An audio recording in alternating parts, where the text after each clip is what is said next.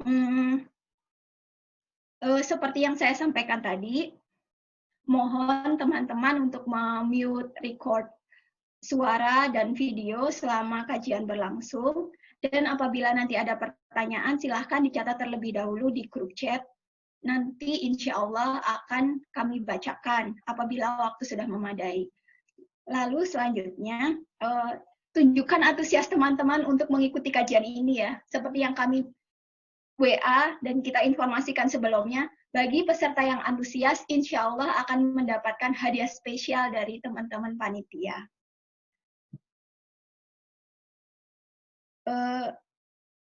Sebenarnya si ustadzahnya insya Allah akan bergabung jam 10. Terus,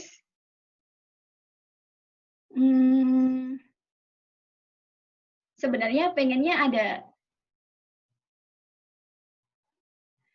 ini ustadzahnya insya Allah akan bergabung jam 10.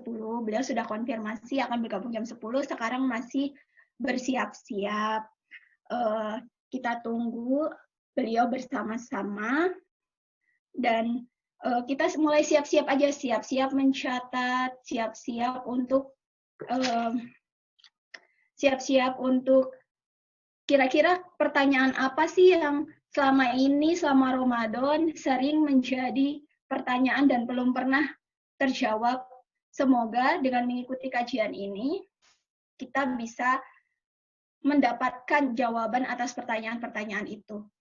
Saya menyadari nih, ini kita udah mau Ramadan, tapi nuansanya sedang tidak enak karena lagi ada bencana. Terus pasti kepikiran kan di antara teman-teman semua, gimana ya biar Ramadannya itu tetap semarak, tetap kita bisa menyambut dengan bahagia.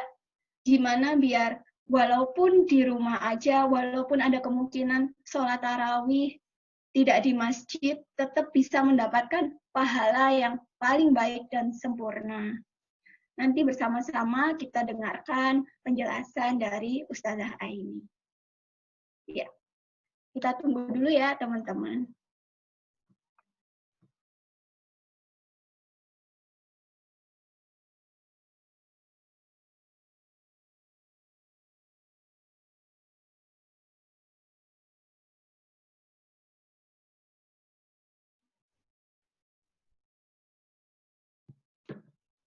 Oke, kayaknya karena masih Ustazah yang masih persiapan, kita cerita dulu kajian Muslimah BKF ini apa sih? Kajian Muslimah BKF ini adalah kajian yang diinisiasi oleh beberapa teman-teman pegawai di Badan Kebijakan Fiskal Kementerian Keuangan yang dimulai di akhir tahun 2019. Niat kami adalah untuk memperdalam ilmu kami sendiri, karena kita sadar ya, kita tidak hanya harus belajar ilmu dunia, tapi juga harus menyeimbangkan dengan ilmu akhirat. Jadi, karena keterbatasan waktu, karena kadang di pekerjaan yang kurang fleksibel, jadi kita mencoba apakah mungkin bila kita mengadakan kajian muslimah ini. Kajian muslimah yang pertama diadakan di akhir tahun 2019 dengan pembicara Ustazah Aini. Dan yang kedua dengan diadakan di awal tahun 2020 ini yang dibawakan oleh Dr. Aisyah.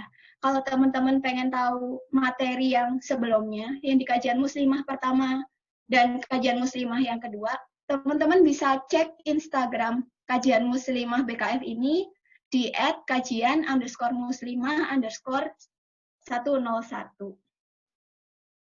Sebelum kita memulai kajian ini, sembari kita menunggu Ustazah Aini, mari bersama-sama kita dengarkan dulu bacaan ayat suci Al-Quran yang akan dibawakan oleh saudari kita Rizky Saputri dan Yayu Andini. Kepada Mbak Rizky Saputri dan Yayu dipersilahkan.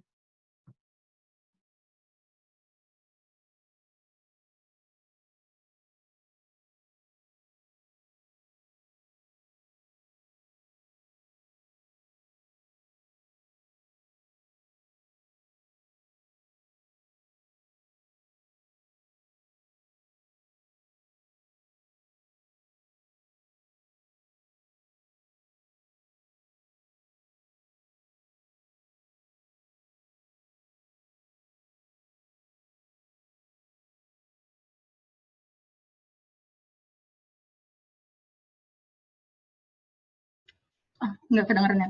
Ya, Assalamualaikum warahmatullahi wabarakatuh. Kita akan membaca surat Al-Baqarah ayat 183 sampai 185.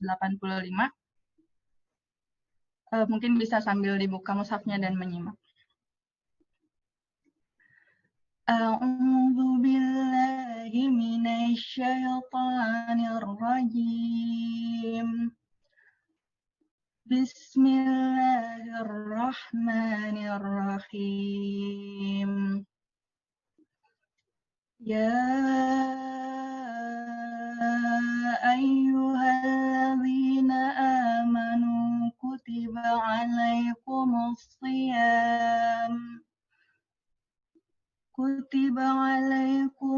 shiyam kama kutiba alal ladzina min qablikum la'allakum tattaqun.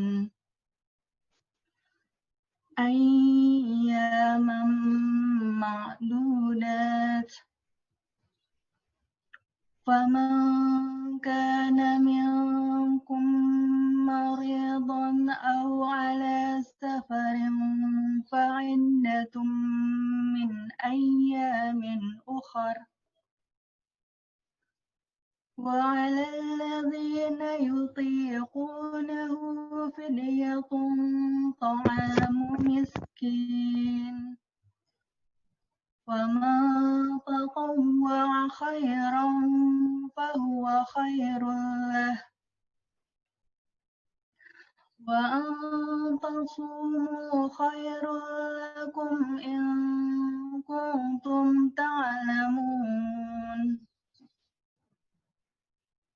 شهر رمضان الذي أنزل فيه القرآن هدى للناس وبينات من الهدى والفرقان فمن شهد منكم الشهر فليصمه ومن كان مريضا أو على سفر فعدة من أيام أخر يريد الله بكم اليسر ولا يريد بكم العسر ولتكملوا العدة ولتكبروا الله على ما هداكم ولعلكم تشكرون صدق الله العظيم. Assalamualaikum warahmatullahi wabarakatuh.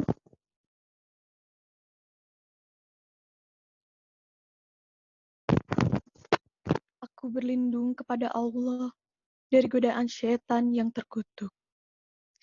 Dengan menyebut nama Allah yang Maha Pengasih lagi Maha Penyayang.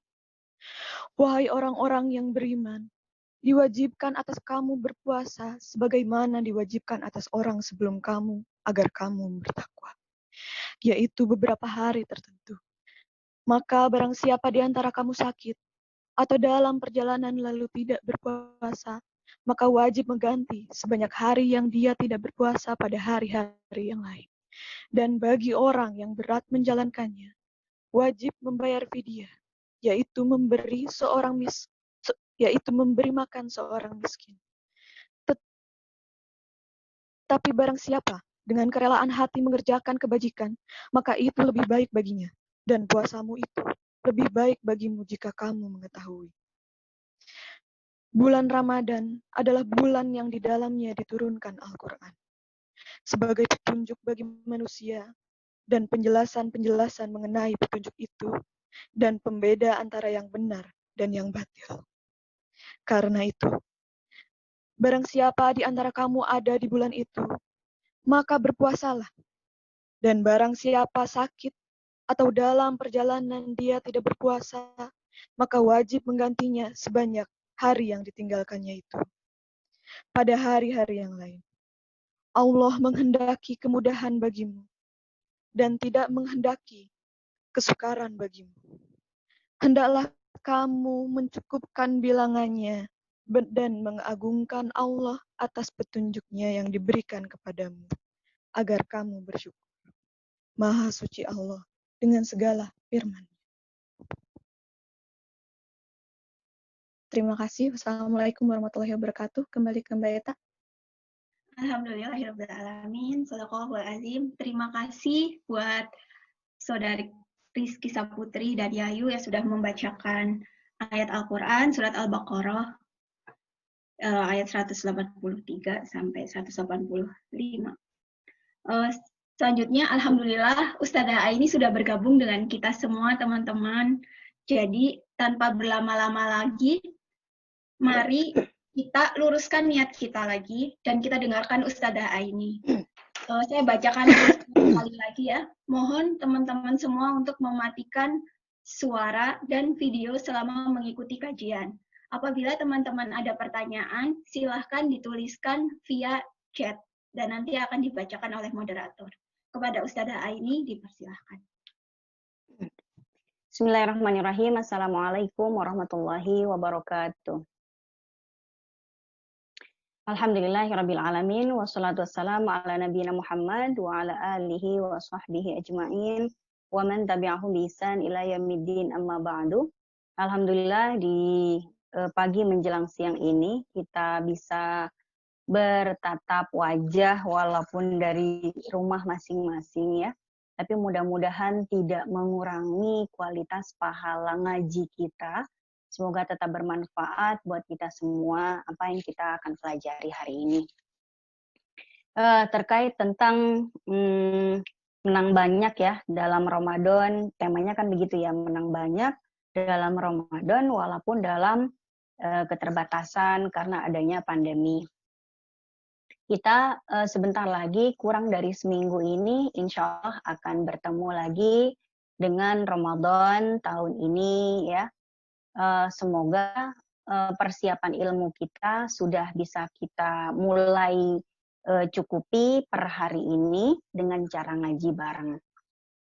Apa yang harus kita bekali? Pertama, tata cara puasa.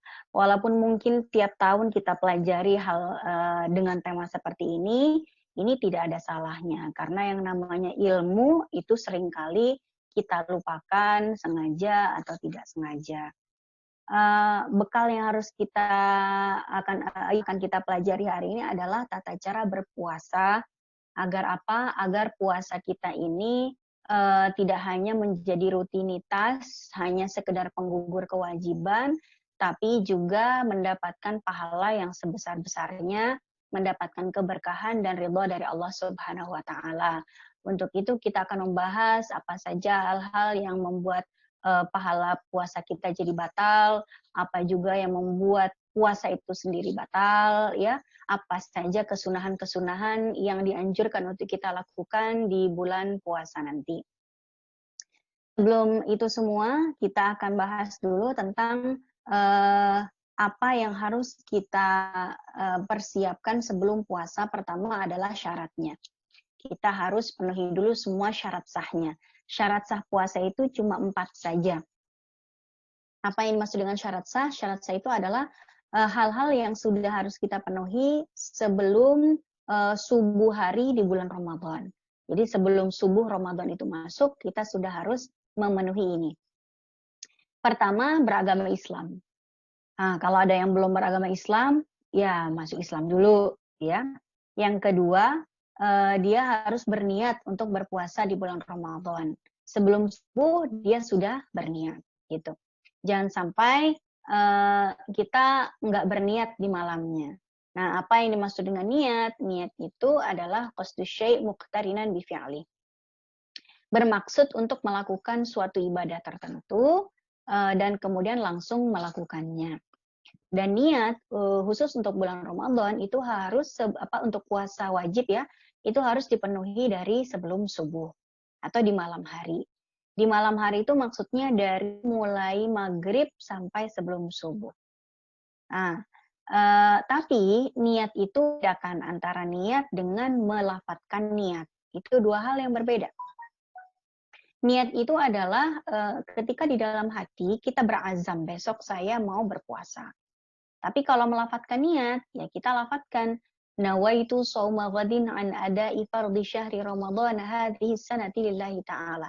Nah, ini barusan saya melafadzkan niat puasa Ramadan, tapi saya tidak berniat. Ya, hanya melafadzkan saja. Jadi teman-teman harus bedakan antara melafadzkan niat dan niat, ya. Nah, berniat itu menghadirkan azam atau kehendak di dalam hati bahwa besok saya mau puasa, gitu. Nah, teman-teman kadang habis taraweh ada yang nawaitu shauma ghadin dan menyertakan keinginan di dalam hati untuk puasa besok. Ada juga yang misalnya ada kendala tertentu, dia nggak sempat taraweh di masjid, terus lupa nggak nawaitu shauma ghadin. Tapi udah niat, besok mau sahur, kan puasa gitu ya, itu udah termasuk niat juga, ya. Ngapain juga kita mau niat sahur kalau nggak puasa. Nah, itu yang dimaksud dengan niat. Dalam adab Syafi'i, melafadzkan niat berupa itu shauma ghadin, itu hukumnya disunahkan. Untuk apa? Untuk mempertegas niat kita yang ada di dalam hati. Jadi begitu kita dalam hati besok saya mau puasa, maka ditegaskan lagi dengan lafadz nawaitu shauma ghadin. Biar menghilangkan rasa was-was, biar menghilangkan keraguan-raguan. Karena biasa aja sih, bisa nggak sih kita tuh ragu-ragu di dalam bulan puasa, besok puasa nggak ya gitu. Bisa nggak sih kita ragu-ragu? Bisa aja. Contoh, ada orang yang hamil, ya, hamil atau menyusui. Kadang-kadang dia harus mikir dulu, besok saya puasa apa enggak. Kalau memang besok dia mau puasa karena tidak ada apapun yang dikhawatirkan, baik bayi ataupun badannya, nggak ada masalah dah, saya besok mau puasa pokoknya. Nah, itu niat namanya. Ya, kemudian dipertegas lagi, disunahkan untuk dianjurkan untuk dipertegas dengan melafadzkan niat nawaitu shauma ghadin. Biar menghilangkan keraguan-raguan. Tuh. Nah, setelah beragama Islam dan niat, syarat sah yang ketiga adalah melakukan puasa pada hari yang diperbolehkan. Kalau misalnya kita itu tahu bahwa besok tanggal 1 Syawal atau tanggal 10 Zulhijjah, ya, walaupun kita berniat untuk puasa besok, ya puasanya nggak sah. Kenapa? Karena kita melakukan pada hari yang tidak diperbolehkan untuk berpuasa. Kemudian syarat sah yang keempat adalah suci dari haid dan nifas. Orang yang sedang berhadas besar dari haid dan nifas, itu tidak boleh kan berpuasa. Tapi gini teman-teman, misalnya kita nih hari pertama sampai hari ke-7 haid. Kemudian hari ke-7-nya kita ternyata sudah bersih dari malam. Hari ke-7 malam kita sudah bersih, sudah yakin besok nggak akan keluar lagi, terus besok kita berniat untuk berpuasa, tapi segen tuh. Males lah untuk mandi. Besok aja lah mandinya, ini lagi tengah malam begini, mana hujan, mana nggak punya water heater. Besok aja mandinya kira-kira jam 3, saya juga biasa bangun misalnya, terus mau mandi, sekalian sholat isya, sekalian sahur gitu ya. Terus misalnya dia tertidur tuh jam 10 malam. Ternyata kan malamnya dia udah niat mau puasa tuh, ya, udah niat mau sahur segala macam. Ternyata karena dia terlalu nyenyak dan terlelap, dia baru bangun setelah masuk waktu subuh. Azan sudah berkumandang gitu. Jadi gimana dong? Saya mau melanjutkan puasa lagi apa enggak ya? Gitu. Saya mau melanjutkan puasa apa libur lagi ya? Gitu. Jadi gimana jawabannya? Ya kita lanjut puasanya. Kenapa? Karena kita malamnya udah bersih. Kita juga udah niat. Kita juga udah nggak dalam keadaan berdarah-darah, tidak dalam haid lagi. Udah bersih sebetulnya. Cuman belum bersuci. Bedakan antara suci dan bersuci. Dia sebetulnya udah selesai haidnya, cuman belum bersuci. Jadi dia walaupun tidak mandi besar pun sampai maghrib tetap sah puasanya, gitu. Cuma dia berdosa. Berdosanya karena apa? Karena kalau dia tidak mandi, berarti kan dia nggak sholat. Dia nggak sholat subuh, zuhur, asar. Berarti dia berdosa karena meninggalkan sholat. Dia meninggalkan sholat karena dia menunda untuk mandi. Nah, jadi kalau malamnya sudah bersih dari haid dan sudah berniat besok mau puasa, tapi kesubuhan bangunnya, maka tidak ada alasan untuk dia meliburkan puasanya lagi. Dia tetap harus lanjut puasa sampai maghrib. Tapi begitu dia bangun subuh-subuh itu, dia langsung mandi besar. Biar apa? Biar dia bisa melaksanakan sholat subuh. Nah, itulah syarat sah, artinya hal-hal yang harus kita penuhi agar puasa kita menjadi sah. Kemudian sekarang rukun puasa. Apa sih bedanya syarat dan rukun itu? Kalau syarat tadi sudah kita sampaikan ya, yang harus kita penuhi dari sebelum subuh. Sedangkan rukun adalah hal-hal yang harus kita penuhi dari mulai subuh sampai maghrib. Nah, rukun puasa itu cuma 2 kok, cuma 2. Apa saja? Yang pertama niat, yang kedua imsak. Nah, ini kita akan bahas agak lebih panjang. Tadi niat kita sudah bahas, apa itu niat. Dan berniat untuk puasa Ramadan itu dilakukan di setiap malam. Tiap malam, ya. Karena memang nanti ada pendapat yang mengatakan katanya boleh niat 1 bulan dilakukan di malam pertama Ramadan. Saya niat untuk puasa 1 bulan ke depan, ya Allah, 1 paket 1 bulan ke depan saya rapel dah dari sekarang. Ya memang ada mazhab Hanafi yang membolehkan seperti itu, tapi konsekuensinya lumayan berat. Kenapa? Karena artinya kalau dia meniatkan langsung 1 bulan, 1 bulan itu dianggap 1 paket. Jadi kalau misalnya puasa hari ke-15 batal karena dia sakit, yang harus dia bayar nggak cuma yang sakitnya itu, tapi dari hari pertama sampai hari dia sakit. Dari hari pertama sampai hari ke-15 yang dia sakit, dia harus qadha semua. Karena dia menganggap 1 bulan itu sebagai 1 paket. Makanya puasanya per malam aja. Jadi kalau ternyata tadi malam kita niat puasa, terus hari ini kita batal karena sakit dan lain sebagainya, yang harus kita qadha cuma hari ini doang gitu. Kenapa? Ya, karena niatnya masing-masing per hari itu dengan niat per malam. Nah, setelah niat puasa, yang kedua rukun puasa itu adalah imsak. Imsak itu bukan istilah yang kita kenal di Indonesia. Imsak yang kita kenal itu kan tanda bentar lagi mau subuh gitu. 10 menit lagi mau subuh itu namanya imsak. Nah, itu imsak versi bahasa Indonesia sebetulnya. Lampu kuning yang menandakan bahwa sebentar lagi lampu merah gitu. Tapi kalau imsak dalam istilah ilmu fikih, apalagi dalam bab puasa, imsak itu adalah al-kafu anil muftirat. Jadi menahan diri untuk tidak melakukan semua yang membatalkan puasa dari subuh sampai maghrib. Jadi rukun puasa itu cuma 2 aja, niat mau puasa dan tidak melakukan hal-hal yang membatalkan. Itu aja sih yang harus kita penuhi gitu. Kalau mau puasanya yang penting sah. Kalau yang penting sah itu aja gitu. Nanti kita akan bahas juga sunah-sunah di bulan Ramadan untuk nambahin pahala kita gitu. Nah, tadi kan kita sudah bahas imsak itu adalah menahan diri dari segala sesuatu yang membatalkan puasa dari subuh sampai maghrib.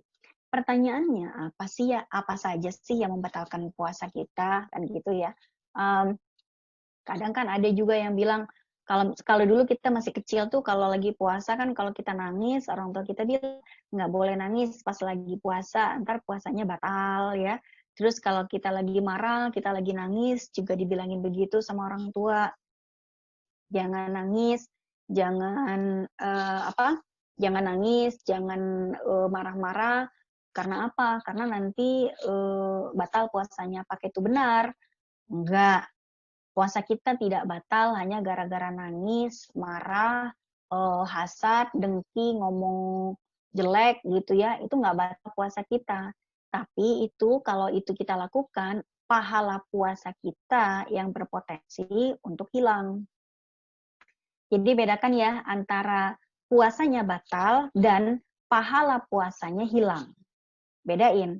Kalau misalnya puasanya batal, berarti dia boleh makan dong, boleh minum dong.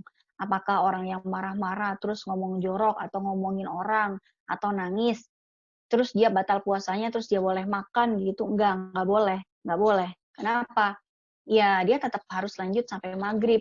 Tapi gara-gara dia melakukan keburukan itu semua, hari itu dia cuma dapat lapar dan haus doang, tapi pahalanya nggak masuk ke rekening amalan dia gitu. Nah, yang membatalkan puasa itu ada beberapa hal. Inti dari hal-hal yang paling inti yang dapat membatalkan puasa itu sebetulnya 3 aja yang paling inti. Apa itu? Makan, minum, berhubungan suami istri. Itu sih yang paling inti ya dari hal-hal yang membatalkan puasa. Tinggal nanti turunan-turunannya nanti para ulama nanti punya standar masing-masing apa pengertian dari makan itu, apakah masuk sesuatu dari rongga tubuh kita selain mulut, apakah juga membatalkan atau tidak. Nanti ada perbedaan pendapat antara ulama klasik dan ulama kontemporer.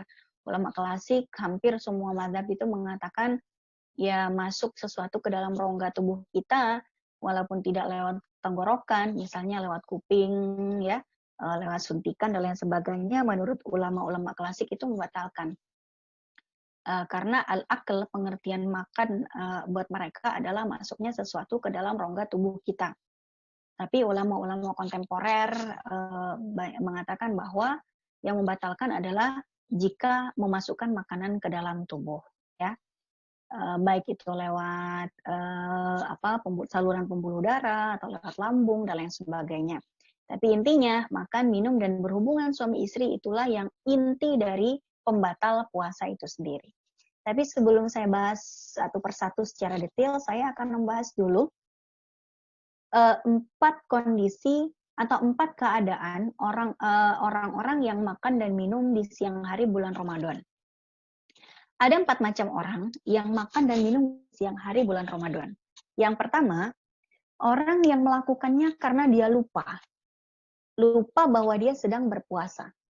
Ya, kata Nabi, barang siapa yang makan dan minum dalam keadaan lupa bahwa dia itu dalam keadaan puasa, fa innallaha at'amahu wa saqahu. Sesungguhnya Allah lagi pengen ngasih makan dia dan ngasih minum dia. Artinya itu rezeki dari Allah. Tapi puasanya nggak batal, bahkan pahala puasanya pun tidak berkurang. Nah ini rezeki yang luar biasa ya. Bolehlah kita tiap malam habis taraweh berdoa sama Allah, ya Allah tolonglah kasih saya rezeki, lupa lah besok biar bisa makan dan minum tanpa batalin puasa gitu ya. Ya boleh-boleh aja sih minta kayak gitu sama Allah. Tapi kalau besok ternyata dia nggak lupa, nggak usah pura-pura lupa gitu. Pura-pura lupa itu beda dengan lupa beneran. Pura-pura lupa dia makan dan minum ya batal gitu. Nah, misalnya nih ya, ada orang lagi santai nonton TV. Terus ada tukang somai lewat. Begitu tukang somai lewat, dia suka banget somai. Dia panggil tukang somai, udah dipanggil, udah makan habis sepiring, ada tukang cendol lewat, dia pesen lagi, ya itu tukang cendol sama somai iseng banget ya, siang-siang bulan Ramadan itu ngider aja dia. Udah habis semuanya, terus ada tetangga yang bilang, Mbak lagi nggak puasa ya, lagi dapet ya gitu. Oh enggak, saya nggak lagi dapet, emang kenapa harus puasa? Oh iya, astagfirullahaladzim, lupa tadi malam saya kan sahur, saya kan lagi puasa Ramadan hari ini, astagfirullahaladzim. Ini gimana nih, udah sepiring somai sama segelas cendol gitu. Ya udah, dia lanjutin aja puasanya. Kenyang dia, pahalanya tetap awet dan dia tetap harus melanjutkan puasanya sampai maghrib dan nggak batal. Nah, dalam keadaan kenyang, enak banget gitu. Ya emang rezekinya dia. Tapi kalau memang dia lupa, sedangkan yang kedua adalah orang yang makan dan minum karena salah dan keliru menentukan waktu. Ini misalnya dia keliru menentukan waktu sudah maghrib. Misalnya nih, ada ibu-ibu lagi kecapean habis belanja ya, atau habis masak lah untuk buka puasa, habis sholat asar dia capek banget, nyalain AC, tutup pintu, tutup hordeng, dia tidur saking capeknya. Begitu dia nyenyak tidur, dia dengar suara dung dung dung dung dung gitu. Dia bangun, langsung buka pintu kamar, langsung ke dapur, buka pintu kulkas, minum, glek, alhamdulillah ya. Allahumma lakasumtu gitu. Dikiranya dia itu udah maghrib. Padahal begitu dia lihat jam, udah makan, udah minum, dia lihat jam, lah baru jam 6:04. Nah, terus tadi bunyi apa dong? Dung dung dung dung dung tadi. Oh, ternyata itu bunyi iklan Marjan di televisi yang lupa dia matikan. Nah, dalam kondisi seperti apa yang harus dia lakukan? Ya berarti puasanya batal. Batal puasanya. Tapi kan nggak sengaja. Enggak. Dia sengaja untuk berbuka, tapi dia lalai untuk mengkonfirmasi waktu. Apakah benar itu sudah maghrib? Jangan sampai kita menentukan waktu maghrib hanya dengan satu clue. Itu pun clue yang tidak confirm. Dung dung dung dung dung itu bisa jadi iklan, bisa jadi ringtone-nya HP, bisa jadi anak lagi mukulin baskom, ya. Maka salahnya dia, kenapa dia nggak cek jam, kenapa dia nggak cek konfirmasi misalnya ke televisi. Di televisi kan biasanya kalau udah maghrib, semua channel TV itu ada azan semua ya. Nah, salah dia. Artinya dia makan dan minum dalam keadaan sadar bahwa dia sedang berpuasa. Wong dia itu niatnya mau buka puasa kok, berarti dia sadar makan dan minumnya dalam keadaan sedang berpuasa gitu. Cuman dia keliru menentukan waktu, di sini dia batal dan wajib mengqadha di luar bulan Ramadan. Jadi ibu-ibu jangan sampai keliru menentukan waktu maghrib. Kemudian yang ketiga, makan dan minum di siang hari bulan Ramadan karena sengaja ada uzur yang syar'i. Maksudnya apa? Sengaja itu dia tahu bahwa kalau dia sedang berpuasa dan kalau makan dia itu batal puasanya. Tapi memang dia sengaja karena dia punya alasan yang syar'i untuk membatalkan, misalnya karena dia sakit, misalnya karena dia hamil dan menyusui, ya.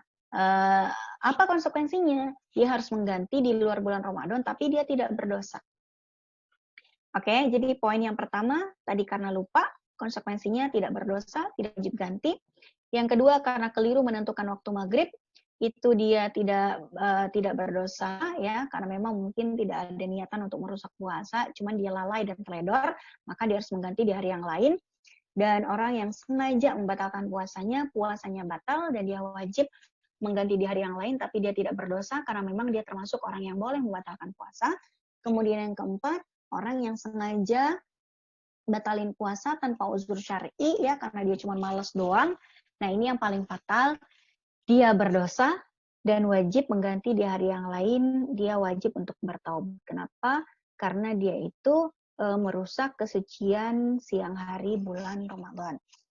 Oke, sekarang yang membatalkan puasa tadi ya, pertama makan dan minum, makan, kedua minum, ketiga jima atau berhubungan suami istri. Nanti ada beberapa hal yang para ulama berbeda pendapat apakah itu membatalkan atau tidak, seperti misalnya merokok, ya, kemudian berbekam itu dalam mazhab Hambali membatalkan, sedangkan dalam mazhab yang lain mengatakan tidak batal. Ini karena ada dua hadis yang ta'ar itu istilahnya kontradiktif ya. Yang satu hadis mengatakan kata Nabi aftarul haji al-mahjum, orang yang membekam dan orang yang dibekam itu batal puasanya. Tapi dalam satu hadis yang lain meriwayatkan bahwa Nabi pernah berbekam di bulan Ramadan, di siang hari bulan Ramadan, tapi ternyata Nabi tetap melanjutkan puasanya. Jadi di sini para ulama beda pendapat. Adapun yang tidak membatalkan puasa, menelan yang tidak membatalkan puasa itu apa? Menelan sesuatu yang diproduksi oleh rongga mulut kita sendiri. Seperti ludah, dahak, ya, yang ditelan itu boleh-boleh saja. Karena memang itu susah untuk dihindari sebab diproduksi oleh rongga mulut kita. Akan tetapi, kalau itu tidak diproduksi oleh rongga mulut kita, lalu kita telan, maka itu batal. Misal air mata, lagi tilawah, kemudian nangis-nangis, terus air matanya masuk ke dalam mulut. Habis itu ditelan, nah itu batal.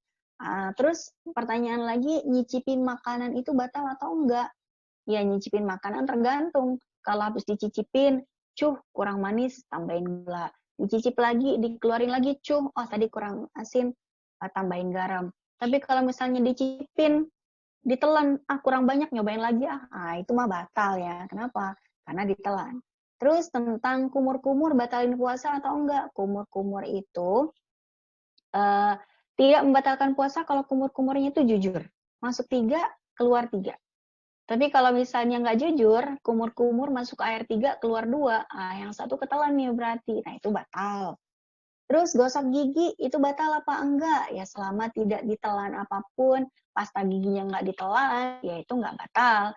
Cuman di dalam mazhab Syafi'i, makruh hukumnya untuk menyikat gigi setelah lewat waktu zuhur. Kenapa? Karena Rasulullah mengatakan wala khalufus shaim ahabbu 'indallah min rihil misk.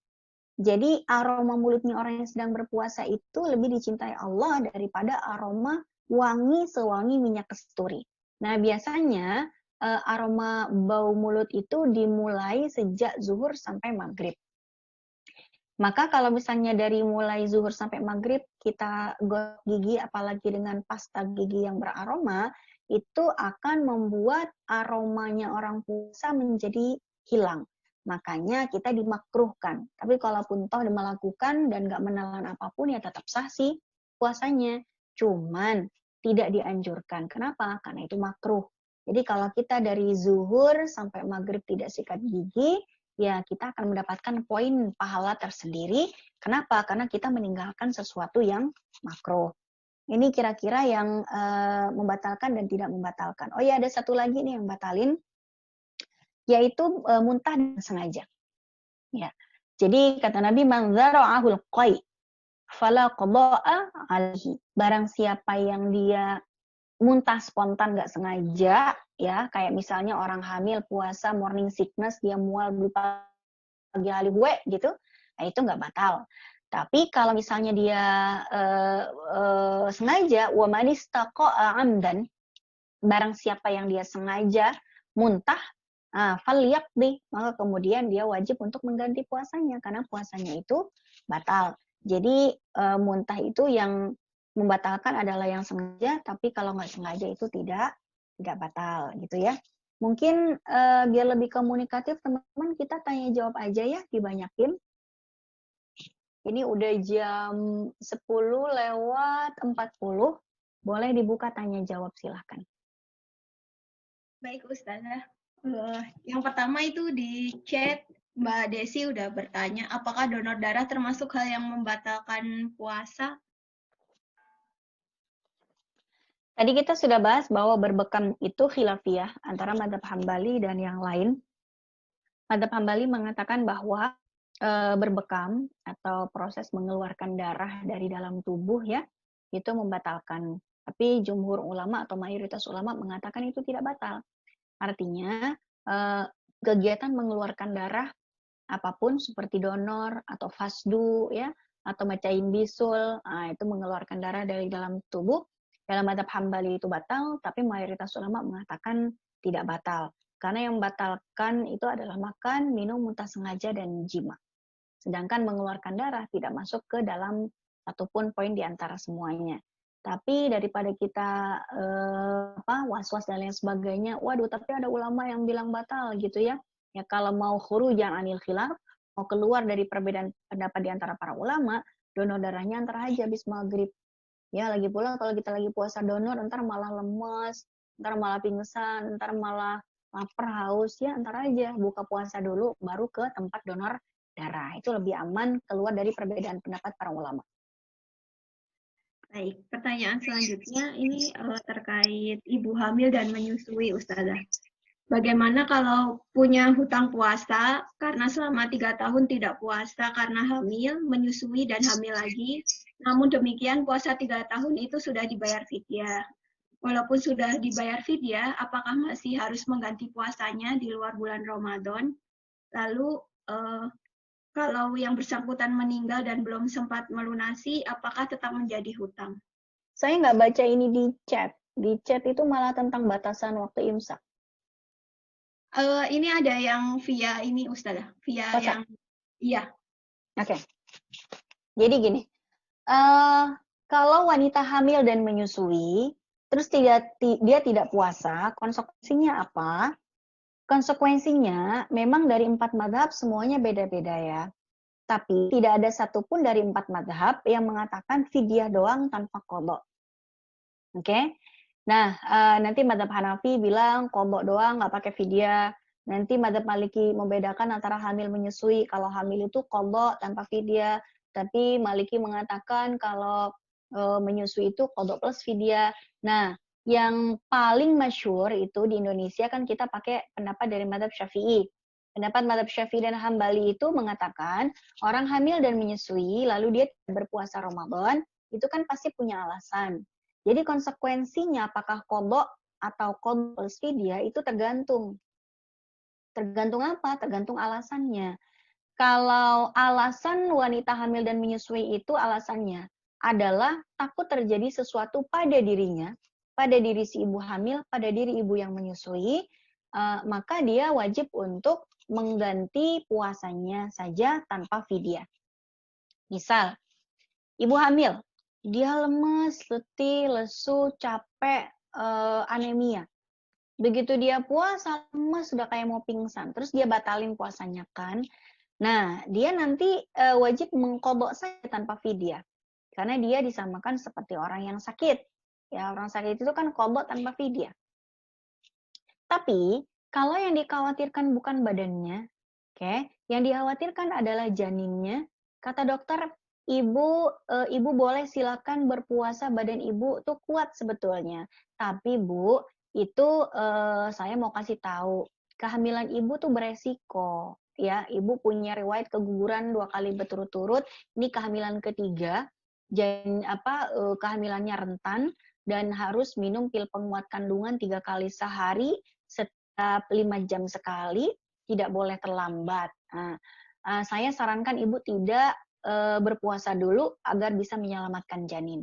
Nah, di sini berarti kalau dia tidak puasa, yang dikhawatirkan kan bukan badan si ibu, tapi janin. Kalau dia sampai tidak berpuasa, dalam Syafi'i dan Hambali, dua madzhab ini mengatakan yang harus dia lakukan 2, qadha dan fidyah. Begitu juga ibu hamil, ibu menyusui. Kalau yang dikhawatirkan adalah badannya si ibu, misalnya dia itu puasa, terus dia nyusuin, habis nyusuin kan ibu menyusui kan lemes, capek, haus gitu kan. Takut pingsan, takut nggak kuat ngurusin anak, terus dia batalin puasanya. Nah, berarti nanti dia wajib qadha, nggak perlu fidyah. Tapi kalau dia mengkhawatirkan 2 hal, mengkhawatirkan bayinya, misalnya, saya kuat nih kalaupun nggak puasa. Tapi kalau saya nggak puasa, ASI saya tuh ngadat, nggak lancar. Anak saya nangis mulu, kelaparan karena ASI ibunya nggak lancar. Berarti yang dikhawatirkan adalah anaknya. Kalau yang dikhawatirkan adalah anaknya, maka yang harus dilakukan si ibu adalah membatalkan puasa dan nanti dia mengqadha plus fidyah.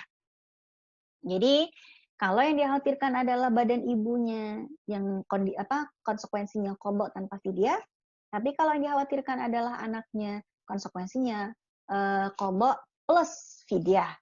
Kalau dia mengkhawatirkan dua-duanya, dirinya dan anaknya, qadha saja tanpa fidyah. Pokoknya yang fidyah itu cuman kalau yang dikhawatirkan adalah anaknya saja. Nah, masalahnya lagi muncul. Tapi saya nih habis hamil, kan melahirkan nih. Misalnya melahirkannya di bulan ini dia melahirkan hamil. Terus tahun depan dia batalin lagi sebulan tuh karena menyusuin. Tahun depannya lagi Ramadan ketiga dia masih nyusuin lagi, ya kan? Udah nih selesai 3 Ramadan berturut-turut. Terus Ramadan yang keempat hamil lagi. Ramadan yang kelima nyusuin lagi. Ramadan yang keenam nyusuin lagi. Itu gimana dong 6 Ramadan ini berturut-turut dia nggak puasa.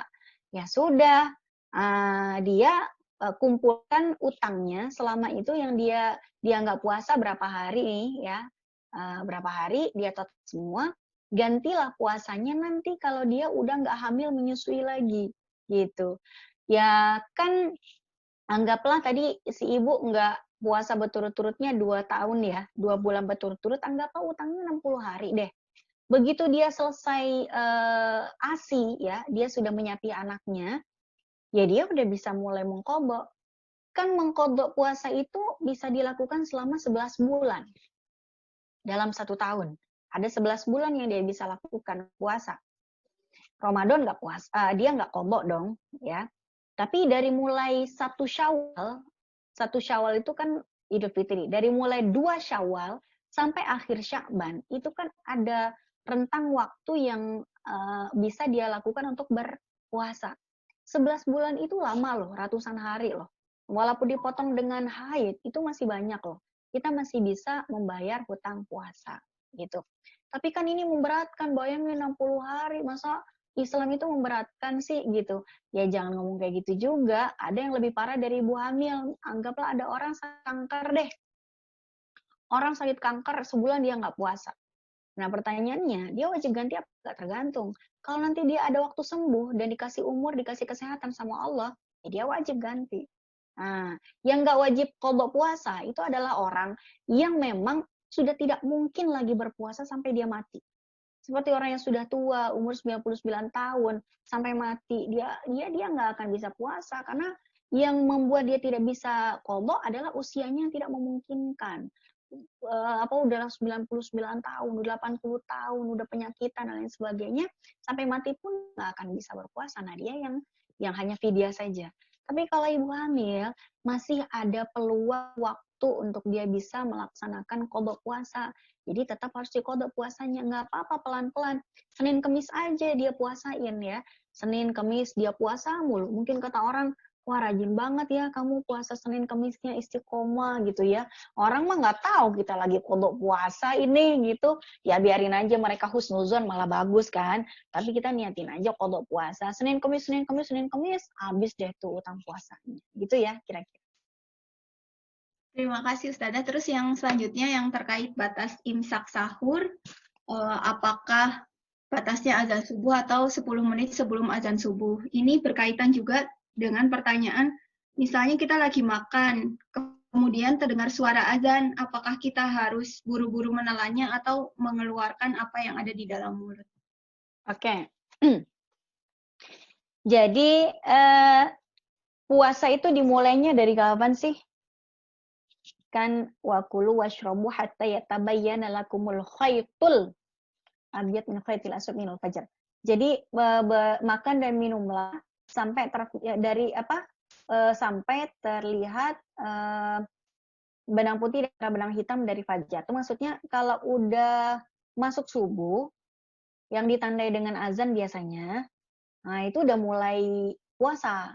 Starting time-nya itu ya masuknya waktu subuh. Kalau belum muncul fajar sodik, belum masuk waktu subuh, ya berarti belum dimulai puasanya. 10 menit sebelum subuh, itu kan biasanya di samping rumah ada imsak-imsak itu ya. Ya itu sebetulnya warning aja sih, lampu kuning gitu. Ibaratnya ini lampu kuning nih, entar lagi lampu merah. Nah, artinya kita masih boleh makan, boleh minum. Cuman ini kan injury time. Jangan sampai gini, kita baru terbangun pas imsak ya. Imsak telah tiba, kita baru bangun, ya udah kita minum air aja ya untuk mengambil berkahnya sahur. Tasaharu fa inna fis sahuri barokah. Bersahurlah karena dalam sahur itu ada keberkahan gitu. Ambil berkahnya aja, minum air ya apa kayak, nggak usah imsak baru bangun terus baru ngambil ayam beku di freezer, nggak bisa, itu waktunya udah nggak cukup gitu. Jadi imsak itu masih boleh makan, masih boleh minum, tapi harus pinter ngatur waktu karena 10 menit lagi kita akan mulai start gitu ya. Nah, terus kalau misalnya kita lagi makan, lalu terdengar azan subuh, apa yang harus kita lakukan? Jangan ditelan. Ditelan berarti kita memulai puasa itu dengan cara yang rusak. Kenapa? Ya kan kita udah mulai puasa. Ya udah mulai puasa berarti udah mulai menahan diri dari semua yang membatalkan. Nah, ini yang menarik gini. Ada katanya, bukannya kata Pak Ustadz, di manalah begitu, kalau azan masih boleh lanjut sahur sampai azannya selesai. Nah, kalau misalnya azan di masih samping rumah udah selesai, tapi azan di kompleks sebelah masih kedengeran, kita harus nunggu lagi azan yang kedua gitu? Enggak. Jadi gini, ada satu hadis gini, ketika Rasulullah dan Umar bin Khattab lagi sahur, ya terdengar azan. Terus Umar itu mengangkat gelasnya. Ini saya kebetulan gelas saya pegang ya. Nih, dia ngangkat gelas kayak gini. Ya Rasulullah, ini saya taruh apa saya masih boleh minum nih? Terus kata Nabi, jangan engkau letakkan gelasmu sebelum engkau selesaikan hajatmu. Maksudnya minum aja Umar, ntar habis minum baru deh taruh itu gelas gitu. Padahal azan udah terdengar. Nah ini biasanya yang dipakai oleh banyak orang dijadikan dalil bolehnya makan dan minum pas azan sudah terdengar. Padahal hadis yang lain bunyinya Nabi bilang gini, kulu washrabu hatta yu'adzina ibnu ummi maktum fa inna ibna ummi maktum la yu'adzin hatta yatlu'al fajr. Makan dan minumlah kamu sampai terdengar bunyi azan yang dikumandangkan oleh Abdullah ibnu Ummi Maktum.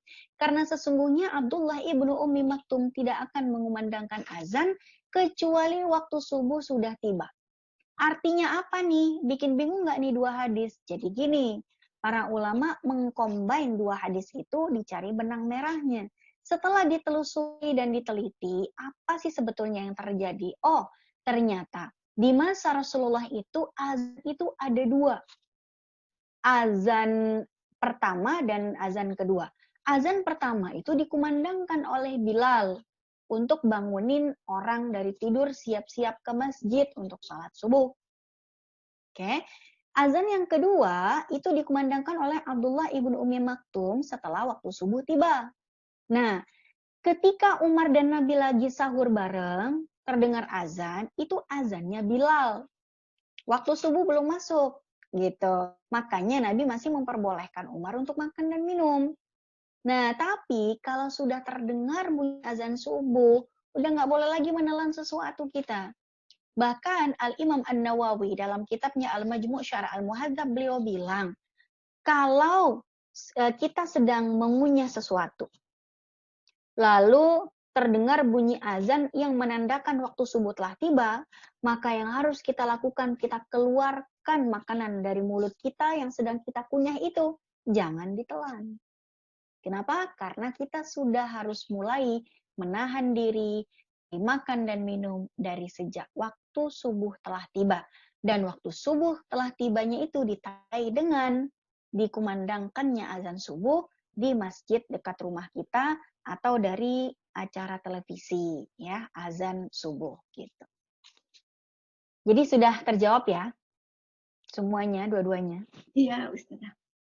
Ini terkait untuk orang yang sakit, Ustazah. Ini ada yang bertanya terkait mah kronis, apakah masih wajib berpuasa atau cukup membayar fidyah? Terus selanjutnya orang yang rutin minum obat karena penyakitnya. Jadi dia harus minum obat tepat waktu dan ada jadwal minum obat yang di siang hari. Karena alasan penyakit tersebut, itu bagaimana menyikapinya? Sama untuk obat yang dihirup melalui hidung, itu apakah bagaimana? Satu-satu ya, satu-satu ya. Siap Ustazah. Saya bahas dulu orang yang punya penyakit, artinya orang yang sakit boleh tetap wajibkah dia berpuasa di bulan Ramadan? Jadi orang yang sakit di bulan Ramadan itu ada kalanya dia tidak wajib untuk melaksanakan puasa Ramadan. Sakit yang seperti apa yang membuat dia itu gugur kewajibannya untuk bukan gugur kewajibannya, sakit yang seperti apa yang boleh untuk dia tidak puasa di bulan Ramadan? Ada dua macam sakit. Pertama, kalau dia sakit, maka penyakitnya, kalau dia sakit lalu dia berpuasa, maka ditakutkan penyakitnya bisa bertambah parah. Ya, yang kedua, kalau sampai dia sakit dan dia berpuasa, bisa jadi kesembuhannya akan tertunda. Jadi apapun sakit yang meliputi satu di antara dua poin tadi, dia boleh untuk tidak berpuasa di bulan Ramadan.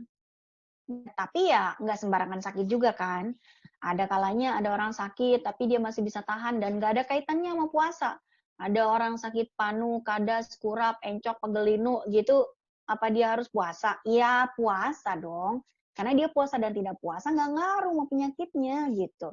Ada orang juga sakitnya tuh sakit hati. Wah saya nggak mau puasa. Ah sakit apa Bu? Sakit hati. Sakit hati juga nggak ngaruh sama puasa gitu. Nah, tapi kalau mah kronis, nah ini dia nih. Mah kronis itu boleh dan wajib dan tidak wajib berpuasa. Itu yang bisa menentukan siapa? Dokter. Karena dokter yang bisa memberikan pandangan medisnya. Kalau kata dokter, Bapak, saya tidak menganjurkan Bapak untuk berpuasa dulu. Karena kalau Bapak puasa, penyakit Bapak bisa tambah kronis nih. Jadi saya menyarankan bulan Ramadan ini, seminggu ke depan Bapak nggak usah puasa. Ya, ikuti resep yang sudah saya resepkan, ya, tiap jam sekian Bapak harus minum. Setelah seminggu ke depan kita cek. Kalau sampai efeknya bagus, mungkin minggu depannya lagi Bapak udah bisa berpuasa. Ikutin saran dari dokter.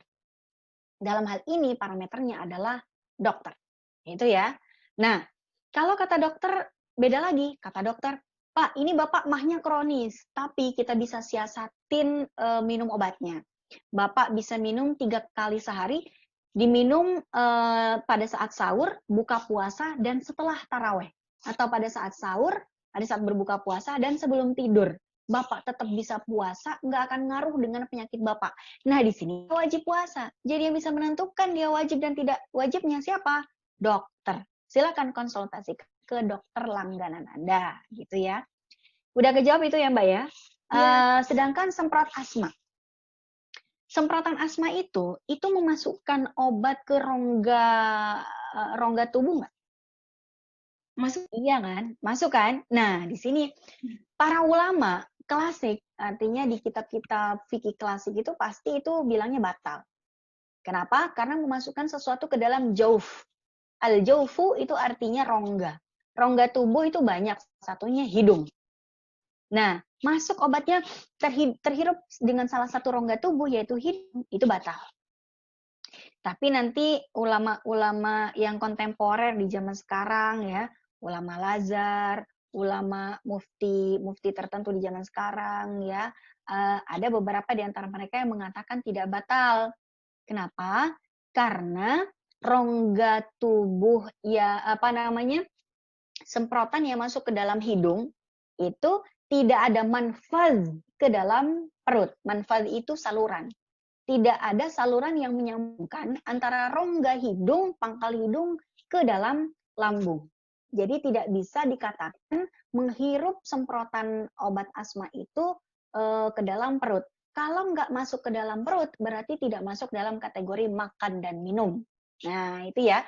Jadi di sini para ulama beda pendapat. Kalau ulama klasik pasti bilang batal, karena parameternya ulama klasik itu masuknya sesuatu ke dalam rongga tubuh. Tapi kalau parameternya ulama kontemporer, makan dan tidak makan itu parameternya masuk nggak ke dalam lambung atau masuk nggak ke dalam pembuluh darah. Nah, gitu ya. Kira-kira parameter dari makan dan minumnya itulah yang para ulama berbeda. Tapi kalau misalnya dia masih bisa menunda nyemprotnya maghrib sih itu lebih aman. Karena keluar dari perbedaan pendapat di kalangan para ulama. Gitu. Ini ada yang menanyakan terkait itu, Ustadzah. Kita memilih untuk mengikuti ijtima ulama klasik atau kontemporer itu dibebaskan kepada kita pribadi kah? Atau bagaimana? Sama ini untuk anak-anak, syarat syah puasa untuk anak-anak tuh apakah sama? Terus mungkin satu-satu Mbak, satu-satu. Kalau dua nanti saya ini satu-satu ya tentang yang ulama tadi ya. Ya, baik. Ya. Kalau kebanyakan nanti saya takut lupa. Kalau lupa saya nggak ingat. Ya. Oke. Kalau misalnya bukan ijtima ulama. Ijtima ulama itu apa sih artinya ijtima? Ijtima itu ngumpul. Maksudnya ijma. Ijma itu artinya konsensus, persetujuan, kesepakatan para ulama. Semua itu namanya ijma. Nah, masalah ini nggak ada ijma. Jadi kalau misalnya ada perbedaan di antara para ulama, itu namanya khilafiyah, bukan ijma. Ijma dan khilafiyah itu dua hal yang kontradiktif. Kalau nggak ijma, ya khilafiyah gitu ya. Kalau ulamanya beda-beda, nah ini masuk khilafiyah. Tapi kalau tidak ada satupun ulama yang berbeda pendapat, semua sepakat. Contoh, sholat zuhur itu hukumnya wajib. Nah itu semuanya ijma. Nah gitu ya. Nah, kalau ada perbedaan pendapat di antara para ulama, gimana dong? Ya, kita kan madzhabnya madzhab Syafi'i. Ya udah, paling berhati-hatinya sih kita ikut mazhab Syafi'i. Cuman masalahnya mazhab Syafi'i yang kontemporer sama yang klasik itu beda. Mazhab Syafi'i yang klasik mengatakan batal itu. Tapi ulama mazhab Syafi'i zaman sekarang yang meneliti dengan ilmu medis dan lain sebagainya tidak menemukan saluran dari hidung ke dalam lambung, mereka bilang enggak batal. Tapi mazhab Syafi'i kontemporernya pun nanti beda lagi. Ada yang mengatakan oh enggak, itu tetap batal. Walaupun tidak ada saluran dari hidung ke dalam lambung, tapi udah masuk ke dalam rongga, itu tetap batal karena parameternya itu masuk ke dalam rongga, bukan masuk ke dalam perut. Jadi gimana dong sikap kita yang terbaik? Pilih pendapat yang paling berhati-hati. Ya, pendapat yang paling berhati-hati adalah menghindari. Hindari aja gitu. Jadi ntar aja habis maghrib nyemprotnya. Tapi kalau misalnya ditunda sampai maghrib, saya pingsan nih. Ya udah, semprot aja. Gitu kan, semprot aja, terus lanjutkan puasanya sampai maghrib.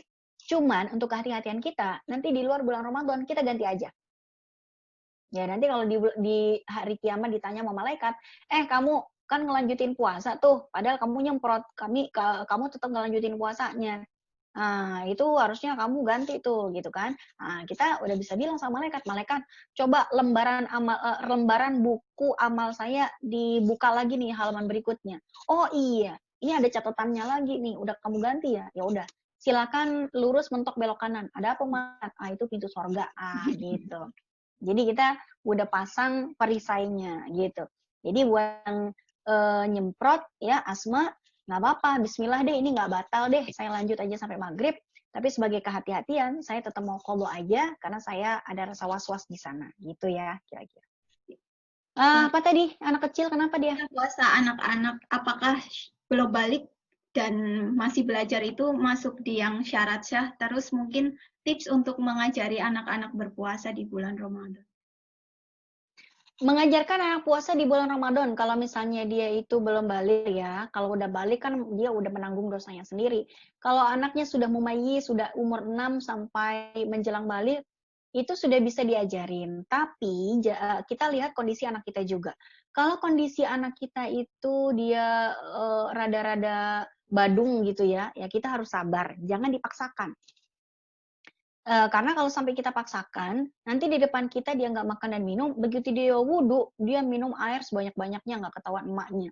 Artinya kita malah melatih mereka untuk berbohong, gitu. Jadi tegaskan sama anak-anak, nah yuk kita puasa ya. Begitu lapar, coba ditahan sejam lagi. Aduh lapar banget mah, sejam lagi. Udah nggak tahan banget, apa kita kasih makan dia.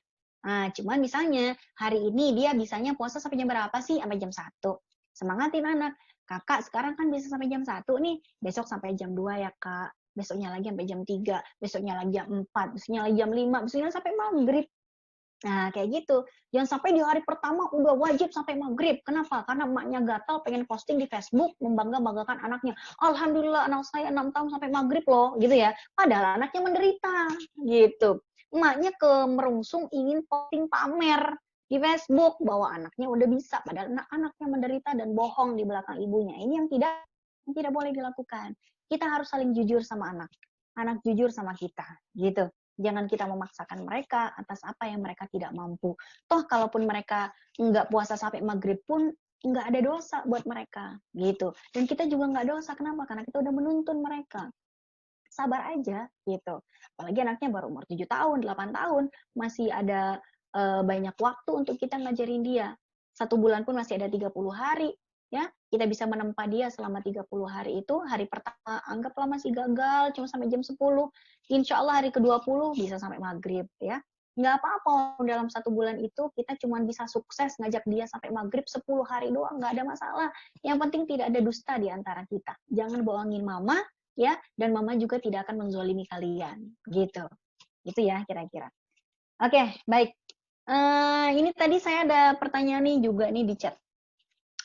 Assalamualaikum, alasan dari ulama yang tidak membolehkan bekam pada saat puasa tadi apa ya? Hadis Nabi. Jadi kesan saya sudah sampaikan. Ada dalam satu hadis yang bunyinya aftara al-hajim wal mahrum.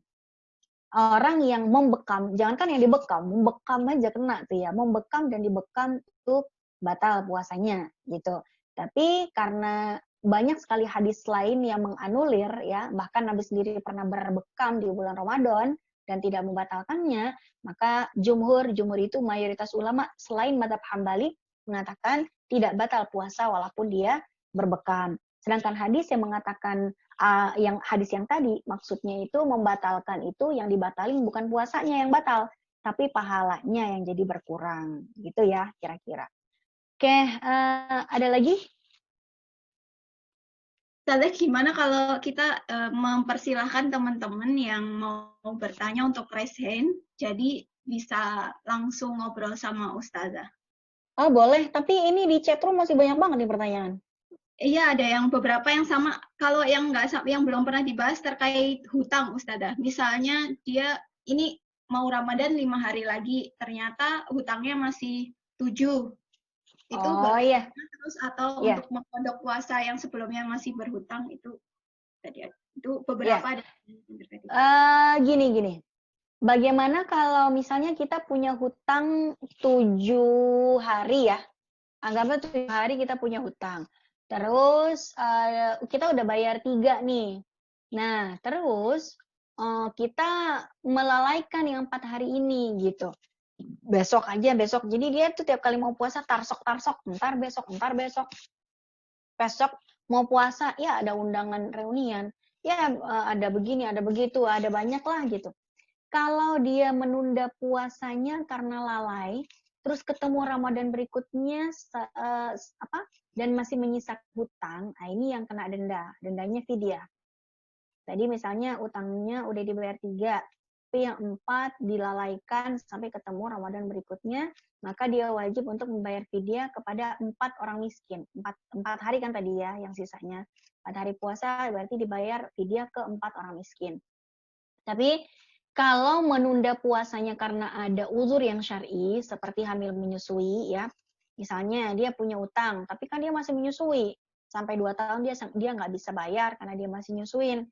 Ya, berarti kalau dia punya uzur yang syar'i, dia cuma wajib mengqadha puasa kalau dia sudah tidak punya uzur lagi, kapanpun, pokoknya begitu dia bisa bayar puasanya, barulah dia qadha. Dan dia tidak dikenai denda apapun seperti fidyah. Kenapa? Karena dia menunda puasanya dengan adanya alasan uzur syar'i. Nah, kalau tadi itu si Mbak tadi karena uzur syar'i apa enggak ya? Tergantung tadi ya.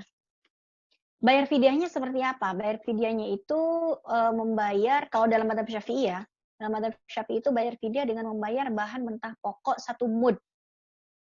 1 mud itu adalah 1/4 yang kita bayarkan dari zakat fitrah. Jadi kalau kita bayar zakat fitrah itu kan 1 sok. Nah, istilahnya 1 sok. 1 sok itu kira-kira 3,5 liter ya. Nah, 1 mud fidyah itu yang kita bayarkan 1/4-nya. 1/4 dari 3,5 liter kira-kira 0,8 liter gitu kan. Kalau mau digenapin biar banyakan ya seliter lah gitu. Jadi 4 hari puasa yang dia lalaikan, dia harus bayar fidyah, berarti 4 liter beras diberikan ke 4 orang miskin gitu. Udah kejawab ya? Sudah. Terus gimana kalau misalnya ada yang istilahnya sering melalaikan puasa selama 10 tahun terakhir karena uzur yang mungkin tidak syar'i, tapi lupa tuh Ustazah berapa aja hutangnya, yang ingat misalnya cuma 2 tahun terakhir. 2 tahun terakhir berarti 60 hari, bayar aja 60 fidyah. 60 fidyah. Oh ya. Tapi yang 10 tahun yang 10 tahun. Ya 10 tahun misalnya anggaplah dia nggak puasa mulu gitu kan. Dia nggak puasa selalu nggak puasa. Iya, nggak tahu, lupa lah Ustazah hutangnya berapa gitu. Ya kalau lupa, kalau gitu digenapin aja 10 tahun kali 30 hari kali 10 tahun, berarti 300 kan? Ya kan? Iya. Nah, anggaplah 10 Ramadan, itu 30 kali 10, berarti 300. Ya bayar 300 liter beras. Dan jangan lupa dikobok puasanya. Jangan mentang-mentang udah bayar 300 liter terus nggak diganti puasanya. Ganti. Kenapa? Karena wajib kita mengganti puasa yang kita tinggalkan. Sambil bertobat sama Allah, biar Allah mengampuni dosa-dosa kita di masa lalu. Gitu. Dan kalau bisa jangan meninggal dulu sebelum utangnya habis. Kalau udah utang puasanya habis, baru boleh meninggal. Kan nggak tahu meninggalnya. Ya makanya, mumpung masih ada umur, cepetan dibayar gitu. Ya, siap-siap. Baik teman-teman, kita buka raise hand ya. Siapa yang ingin bertanya secara langsung ngobrol dengan Ustazah, silahkan untuk raise hand, nanti kita pilih siapa yang pertama raise hand, akan dipersilahkan untuk ngomong. Silahkan. Iya, ini banyak banget nih pertanyaan di chatroom. Ada istihadah, ada yang sambil nunggu yang mau nanya saya jawab dulu deh. ya silahkan Ustazah. Ya, ini Bu Prita Novianti, jika mengalami istihadah atau flek di luar haid apakah puasa atau tidak? Istihadah itu bukan hadas besar. Jadi dia tetap berstatus wanita suci. Wanita suci tetap wajib untuk berpuasa. Ya, jadi kalau flek di luar haid dan itu istihadah, dia tetap wajib untuk berpuasa. Kemudian saya ingin bertanya, kumur-kumur dan sikat gigi, kadang kita tidak benar-benar tahu apakah ada beberapa tetes air yang ikut tertelan bersama ludah setelahnya atau lebih. Bagaimana kalau ada obat yang ini sikat gigi ya. Kalau kita kumur udah dibuang airnya kan, terus kita nelan ludah ada rasa air di situ. Ya kan kita tidak bisa menghilangkan banget bekas kumur dengan yang sudah bercampur dengan air ludah kita. Ibaratnya nih kayak kita makan daging. Ya kan masih ada di serat-serat daging itu sisa darah hewannya. Ya, itu ma'fu lah namanya. Ma'fu itu termaafkan. Karena nggak mungkin kita ya habis kumur-kumur terus lidah kita kerik aja nih gitu, nggak mungkin juga. Ya udah kumur-kumur aja, tapi jangan sengaja menelan air kumurannya. Buang air kumurnya terus kita meludah sekali 2 kali agar air kumurannya yang yang masih ada di permukaan lidah kita benar-benar terhilangkan. Jika kita sudah meludah 2-3 kali terus kita menelan ludah ternyata masih terasa ada air di situ, ya apa boleh buat, kita kan nggak bisa menghindari ya. Terus obat dihirup kan sudah Ustazah. Udah. Hidung. Ini berniat kodok tahun lalu sudah udah. Ini yang mazhab Ustazah. Mazhab meyakini satu mazhab untuk perihal yang satu dan mazhab yang lain untuk perihal yang. Nah, ini jawabannya panjang, enggak terkait puasa. Bisa 15 menit nih jawabnya. Ini mungkin nanti kita dibahas di tempat yang lain ya. Maksudnya tentang perlukah bermadhab gitu ya. Kemudian kita lebih prioritas ke yang kaitannya dengan puasa ya. Mimisan dan gusi berdarah apakah membatalkan puasa? Nah, mimisan dan gusi berdarah itu kan prakteknya sama dengan mengeluarkan darah ya. Kalau misalnya berbekam itu tidak membatalkan puasa menurut mayoritas ulama, artinya mengeluarkan gusi berdarah dan mimisan itu nggak membatalkan selama darahnya nggak ditelan, ya kan? Mimisan nih darahnya keluar, ya udah nggak batal puasanya. Terus gusi berdarah diludah-ludahkan saja, diludahkan, ditekan pakai apa sih namanya? Kapas yang dikasih air garam ya, ditekan, dibalut itu biar nggak keluar terus. Ya sudah selesai masalahnya. Yang batal kalau dihirup-hirup itu darahnya terus ditelan gitu ya, terus ditelan gitu. Nah itu yang jadi batal. Bagaimana hukumnya jika lupa? Oke, udah dijawab. Setelah Ramadan kan ada puasa sunnah 6 hari, apakah boleh jika puasa sunnah dulu? Boleh. Kalau mau puasa Syawal dulu 6 hari baru bayar hutang puasa itu boleh. Walaupun nanti sekali lagi ini yang berbeda madzhab Hambali lagi beda. Kata madzhab Hambali kita utamakan yang wajib dulu baru yang sunnah. Karena mereka beranalogi begini. Kan dalam hadisnya man shoma ramadhana wa atba'ahu sittan min Syawal. Karena siapa yang berpuasa full 1 Ramadan dan kemudian menyusulkan mengikutkan 6 hari di bulan Syawal, maka dia seakan berpuasa 1 tahun penuh gitu kan. Nah kalau misalnya puasa qadha-nya belum diganti, belum qadha puasa, berarti kan dia belum full berpuasa 1 bulan gitu. Nah itu analoginya dari madzhab Hambali. Jadi dalam madzhab Hambali disuruhnya qadha dulu yang bolong-bolong, baru puasa 6 hari bulan Syawal. Tapi mayoritas ulama mengatakan enggak harus. Jadi boleh puasa sunnah dulu, apalagi jika ditakutkan kehilangan Syawal. Sebab apa? 1 Syawal udah nggak boleh puasa. Terus wanita apalagi ada haid juga ya. Jadi mau ngejar Syawalnya dulu silahkan. Kenapa? Karena qadha berpuasa, untuk mengqadha puasa kita dikasih keluasan waktu, istilahnya alat tarawih, ada keluasan waktu untuk membayar qada puasa sampai 11 bulan ke depan. Sementara puasa Syawal hanya dibatasi 1 bulan Syawal itu saja, itu pun dipotong tanggal 1 dan hari-hari di mana wanita itu haid. Jadi mazhab Syafi'i membolehkan kita puasa Syawal dulu, baru kemudian membayar qada puasa Ramadan. Iya. Kemudian ada yang mau bertanya langsung atau saya terusin Nggak ada sih, chatnya Ustazah. aja? Ini yang menarik yang terkait tarawih secara online, Ustazah. Taraweh online maksudnya? Ini Ustazah mau bertanya lagi, boleh tidak ikut tarawih secara online karena kondisi COVID sekarang yang mengharuskan kita tarawih di rumah. Mungkin Taraweh Mbak online itu Aziza kayak gimana? Ismail, Imamnya pakai Zoom gitu. mungkin Mbak Aziza Ismail bisa menerangkan pertanyaannya. Oh, mungkin gini ya. Kan dari kemarin banyak ya istighosah online lah, tahajud online lah. Itu kan maksudnya bukan berjamaah, tapi statusnya sholat di rumah masing-masing, niat sholat masing-masing, bukan niat sholat berjamaah, niat puasa masing-masing, niat sholat masing-masing, tapi di waktu yang sama. Gitu kan maksudnya sholat tahajud online tuh. Jadi Iya. kalau sholat tarawih online maksudnya imamnya, nih kita nih bareng-bareng ada 20 orang. Saya imam ya, Allahu Akbar. Ikut semuanya Allahu Akbar. Ya nggak sah gitu. Sholat berjamaah itu harus di satu tempat yang sama. Nggak boleh di tempat-tempat yang berbeda online begitu, nggak bisa gitu. Jadi kalau misalnya maksudnya Mbak Aziza Ismail ini, tarawih online itu maksudnya, yuk kita di jam yang sama sholat di tempat yang berbeda ya. Tapi niatnya tetap sholat masing-masing. Ya, sholat masing-masing cuman di waktu yang sama. Tapi di tempat berbeda dan niatnya sholat masing-masing. Bukan yang satu imam di mana, yang satu makmum di mana, nggak kayak gitu. Nggak usah sedih lah, kita nggak bisa sholat di masjid di tahun ini. Insya Allah pahala tarawih kita di rumah sama dengan pahala kita tarawih di masjid. Dari mana kita tahu? Dari hadis Nabi. Kata Nabi, barang siapa yang dawama, orang yang merutinkan amalan, lalu satu waktu dia terkendala untuk melakukan amalan tersebut, padahal dia pengen melakukannya, tapi ada kendala, maka pahalanya tetap dia dapatkan.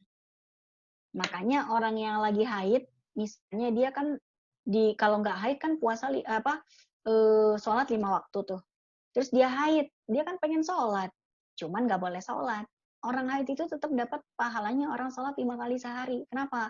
Karena di luar haid dia selalu sholat dan dia pengen sholat, tapi nggak boleh sholat. Dia tetap dapat pahalanya orang sholat. Begitu juga kalau di luar, kalau sebelum tahun ini tiap kali taraweh kita selalu tarawehnya di masjid. Terus tahun ini kita pengen banget sholat taraweh di masjid lagi, tapi karena kendala yang tidak memungkinkan, maka kita taraweh di rumah dan pahala taraweh di rumah yang kita lakukan itu pahalanya insya Allah sama seperti sholat taraweh di masjid karena kita sudah merutinkan itu dari sebelum-sebelumnya. Kecuali kalau emang orang yang nggak suka taraweh ya, jangan ngarep dapat pahala gitu. Emang di luar tahun ini juga nggak pernah taraweh di masjid juga gitu kan, ya nggak usah ngarep dapat pahala gitu. Gitu ya kira-kira. Pertanyaan yang lain sebenarnya hampir-hampir mirip, Ustazah. Ini saya tawarkan lagi ke teman-teman, apakah tidak ada yang mau bertanya langsung? Oke, ini penyakit polip, air yang di hidung kadang berpindah dan bercampur dengan air ludah, diludahkan saja. Kalau tertelan tanpa sengaja, ya namanya seperti apa?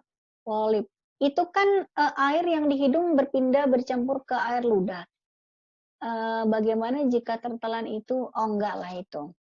Ya, karena itu hal yang memang tidak bisa dihindari. Kemudian upaya terbaik apa agar setelah Ramadan bisa istiqomah dalam menjalankan amalan terbaik? Agar setelah Ramadan bisa tetap istiqomah. Nah, ini bukan untuk ditanyakan sebetulnya ya, tapi untuk diamalkan. Gimana biar istiqomah?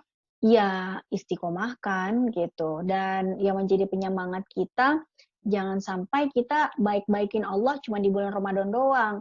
Kita kan pengen Allah baik sama kita sepanjang usia kita. Ya kalau sepanjang usia kita ingin selalu dicintai dan diberi kasih sayang oleh Allah, ya kita jangan beribadah jor-jorannya di bulan Ramadan doang gitu ya. Tapi di bulan lain juga agar Allah senantiasa melimpahkan kasih sayangnya buat kita. Itikaf, terkait kondisi ini, seandainya tidak itikaf di masjid, bagaimana agar kita mendapat keutamaannya?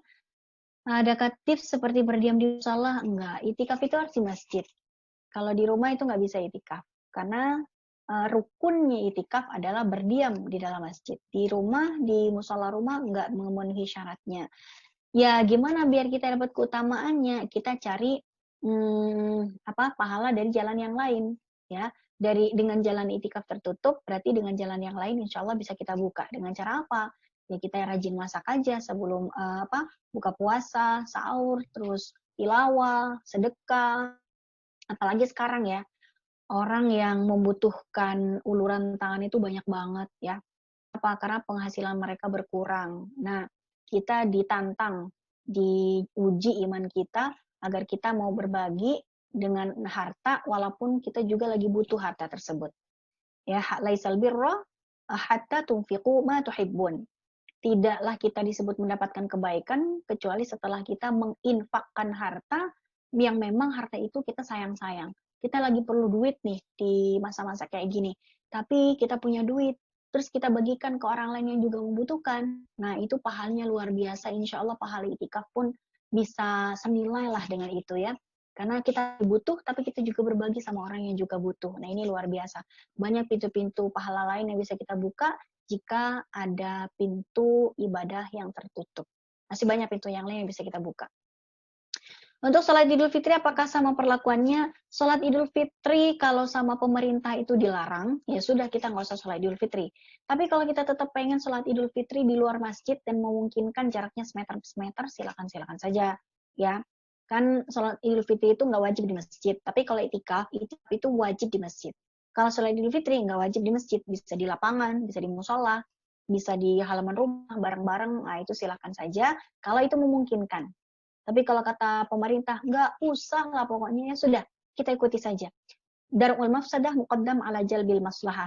Jadi menutup pintu kemudharatan, menutup pintu celaka, itu lebih diutamakan daripada melakukan sesuatu yang bermanfaat. Menutup pintu penularan COVID-19 itu lebih utama daripada kita mencari pahala untuk sholat Idul Fitri. Pokoknya kita ikuti saja imbauan ulama, kita ikuti himbauan pemerintah. Insya Allah jika kita tetap pengen sholat Idul Fitri, tapi kita tidak memungkinkan melakukannya, kita mohon sama Allah agar kita tetap dapat pahala Idul Fitri walaupun kita tidak melakukannya. Kemudian taraweh, pernah dengar ada yang sholatnya 4-4-3, bagaimana hukumnya ya? Ini masuk khilafiyah para ulama. Tapi dalam mayoritas ulama mengatakan sholatul laili masna masna. Sholat malam seperti sholat taraweh dan tahajud itu harusnya 2 kali 2 kali sih. 4 kali 4 kali itu nanti khilafiyah. Ada yang mengatakan itu sah, ada yang mengatakan tidak. Tapi kalau yang 2 rakaat, semua ulama sepakat bahwa itulah yang sah. Tapi kalau 4 rakaat itu khilafiyah, ada yang mengatakan sah, mengatakan tidak. Daripada kita milih yang khilafiyah, mending kita pilih yang ijma, ya, yang 2 rakaat. Kemudian salat tarawih itu apakah sama dengan qiyamul lail? Enggak sama. Qiyamul lail itu bisa dilakukan kapanpun di luar bulan Ramadan. Tapi kalau tarawih itu hanya bisa dilakukan di bulan Ramadan saja. Maka pahala yang paling istimewa di bulan Ramadan itu justru adalah tarawihnya. Selain puasa kan wajib ya. Semua ibadah sunnah di bulan Ramadan yang paling istimewa dan spesial itu adalah tarawih. Karena itu adalah ibadah satu-satunya yang hanya bisa dilakukan di bulan Ramadan. Tilawah bisa di luar bulan Ramadan. Ya. Kemudian tahajud bisa di luar bulan Ramadan. Terus memberi makan orang miskin bisa di luar bulan Ramadan. Ngasih bukaan puasa bisa di luar bulan Ramadan. Tapi taraweh nggak bisa kita lakukan di luar bulan Ramadan. Ya, jadi di malam hari kita bisa taraweh, nanti malamnya mau qiyamul lail lagi itu juga bisa. Kemudian apabila sudah salat taraweh sesaat setelah isya, apa tidak perlu tahajud lagi saat salat sebelum subuh? Kalau mau tahajud lagi boleh. Karena qiyamul lail dan taraweh itu adalah 2 hal yang berbeda. Oke, tadi sudah disampaikan. Gimana Mbak Eta? Ini Bu, ini Ustazah yang pertanyaan, musola menyelenggarakan sholat tarawih untuk muslimah semua, imamnya muslimah, bagaimana? Kan masalahnya bukan muslimah dan tidak muslimah. Masalahnya kan nggak boleh ngumpul. Itu kan masalahnya. Masalahnya nggak boleh ngumpulnya itu. Ya udah kita dilarang ngumpul kok. Ya udah selesai gitu. Lagi pula apalagi muslimah. muslimah itu mau sholat di masjid atau di rumah ataupun di musola kan sama. Yang beda itu bawa bapak. Kalau bawa bapak sholat di masjid sama di rumah itu beda ya. Jadi kalau muslimah ya intinya nggak boleh ngumpulnya kok gitu. Di rumah kita ngadain sholat tarawih bersama, mengundang semua komplek perumahan sebelah untuk sholat di rumah saya, itu juga nggak boleh. Karena yang nggak boleh ngumpulnya, bukan masalah tempatnya, ngumpulnya yang nggak boleh. Kita menutup pintu penularan COVID-19, di situ masalahnya. Ini mungkin pertanyaan terakhir terkait sholat witir ini. Oh, masih ada yang bertanya lagi. Oke. Dijadiin satu aja mungkin Ustazah ya. Jadi teman-teman ini udah pertanyaan terakhir terkait sholat witir. Kan sholat witir, sholat penutup dilaksanakan setelah tarawih, apakah masih boleh tahajud atau kita menunggu setelah tahajud? Sama yang berjarak 1 meter satu. Oke. Ini sholat witir katanya sholat penutup. Jadi gini, sholat witir itu dianjurkan untuk menjadi penutup sholat malam. Gitu. Dan kita biasanya melaksanakan sholat witir setelah tarawih karena kita nggak yakin bisa bangun tengah malam untuk tahajud. Jadi ya udahlah kita sholat aja di sholat tarawih gitu kan. Tapi kalau ternyata malam itu kita terbangun kita mau sholat tahajud nggak dilarang. Jadi sholat witir itu dianjurkan menjadi penutup semua sholat di malam itu. Tapi tidak dilarang sholat lagi setelah witir.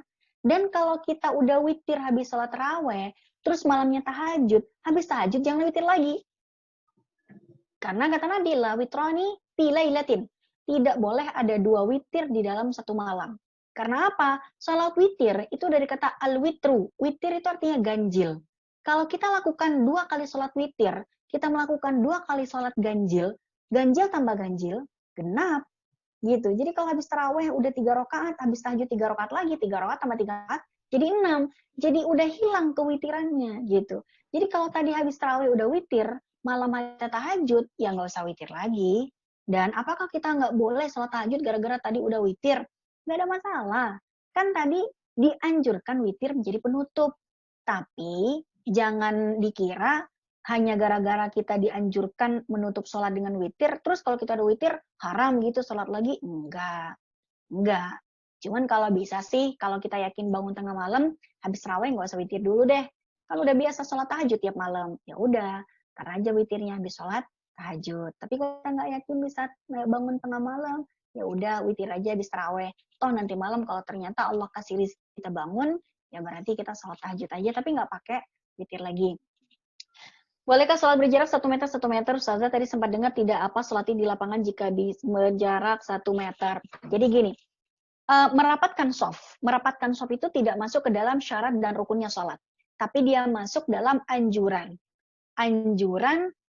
agar kita menutup tempat untuk syaitan menghembuskan rasa waswas. Katakan sawu sufufakum fa inna taswiyata sufufi min tamami shalah, ya. Jadi rapatkan barisan, luruskan barisan itu untuk apa ya? Itu untuk menjadi penyempurna sholat. Penyempurna sholat. Bukan rukun, bukan syarat. Artinya apa? Kalau ada orang sholat dengan berjarak, itu sholatnya tetap sah, ya, tapi tidak dapat poin penyempurna. Sholatnya kurang sempurna, tapi tetap sah. Sah artinya boleh. Boleh artinya tidak diharamkan. Gitu. Tapi memang tidak ada riwayat di masa Nabi orang sholatnya jaraknya 1 meter 1 meter. Karena nggak pernah ada COVID-19 di masa Nabi. Gitu. Jadi, kalau tetap dilaksanakan sholat 1 meter 1 meter, kalau pertanyaannya boleh atau tidak? Boleh. Sah atau tidak? Sah.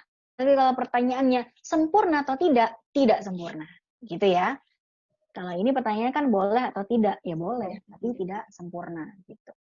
Ya, terima kasih Ustazah Aini. Mungkin ada penutup dan tips-tips biar teman-teman di sini juga tetap semangat menjalani Ramadan dan bisa meraih pahala yang sempurna walaupun Ramadannya berbeda dan kebanyakan di rumah aja. Sekaligus doa bersama mungkin Ustaz.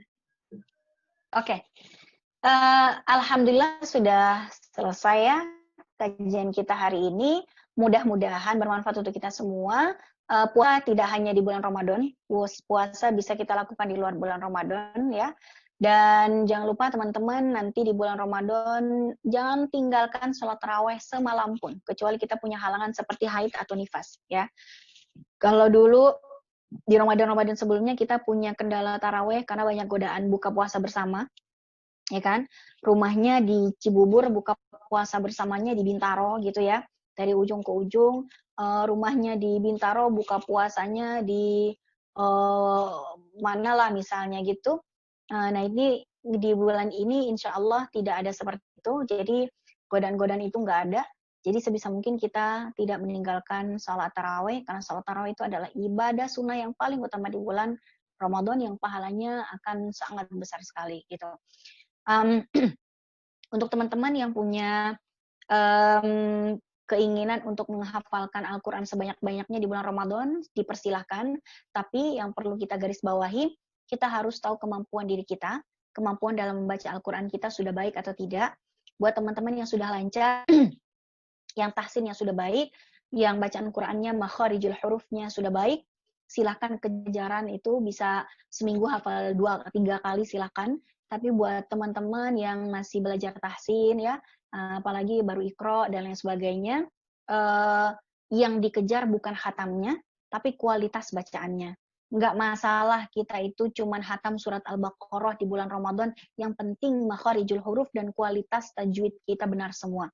Daripada kita baru belajar ikro, terus kita ngejar-ngejar hatam, ini namanya bikin malaikat galau. Ya, kenapa malaikat galau? Karena malaikat mau nyatet, ya salah semua nih bacaannya. Nggak dicatat, kesian banget dia dalam keadaan haus dan lapar bela-belain baca Quran gitu ya. Jadi kita harus menakar diri kita mampu, kita bacaannya udah bagus atau enggak ya. Kalau bacaannya bagus silakan hatamkan, kalau enggak yang dikejar adalah kualitas bukan kuantitas. Semoga di luar Ramadan kita juga tetap bisa melaksanakan ibadah-ibadah lain, karena kita senantiasa ingin dirahmati dan dikasihi oleh Allah di bulan apapun, tidak hanya bulan Ramadan, tapi memang di bulan Ramadan kita waktunya nanggok, kata orang Betawi. Nanggok itu kita waktunya panen pahala sebanyak-banyaknya, ibaratnya padi yang siap panen nih, rugi banget kalau kita nggak panenin satu-satu ya. Nah, semoga Allah memberikan kita kesehatan dan keluasan waktu. Semoga Allah panjangkan usia kita sehingga kita bisa menikmati Ramadan tahun ini dan Ramadan tahun berikutnya dalam keadaan panjang usia, dalam keadaan beriman dan taat kepada Allah Subhanahu wa taala. Ala hadiniya wa likulli niyatin sholihah wa ila hadratin Nabi Mustafa Muhammad sallallahu alaihi wasallam. Al-Fatihah.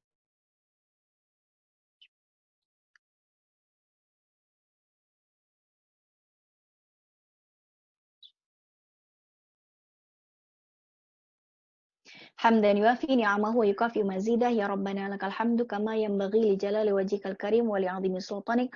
Rabbana taqabbal minna salatana wa siyamana wa ruku'ana wa sujudana wa takhasyu'ana wa tadarru'ana wa tammim taqsirana ya Allah ya arhamar rahimin. Allahumma kfina bihalalika an haramik wa bi ta'atika an ma'siyatik wa bi fadlika amman siwak. Allahumma dafa'anna al-bala wal waba wal musibah wal fakhsha. Rabbana taqabbal minna salatana, Rabbana anfa'na bima 'allamtana wa 'allimna ma yanfa'una warzuqna uluman tanfa'una. Subhana rabbika rabbil izzati amma yasifun wa salamun 'alal mursalin walhamdulillahi rabbil alamin. Mohon maaf jika ada salah-salah kata. Billahi taufiq wal hidayah. Assalamualaikum warahmatullahi wabarakatuh. Waalaikumsalam warahmatullahi wabarakatuh. Ustazah minta waktunya sebentar untuk foto bersama buat dokumentasi. Oke. Sambil menunggu teman-teman menyalakan videonya. Untuk teman-teman yang ingin ikut screenshot bersama ya, bukan foto bersama, silahkan untuk dinyalakan videonya. 59 orang nih, mantap ya. Iya, alhamdulillah banyak yang. Iya. Waktu saya ngisi di BKF dulu pas perdana kayaknya nggak nyampe 59, tapi kalau online malah banyak ya. Mungkin karena waktunya di weekend juga kali ya Ustazah. Iya, benar-benar. Iya. Sudah, apakah ada lagi yang ingin ikut teman-teman?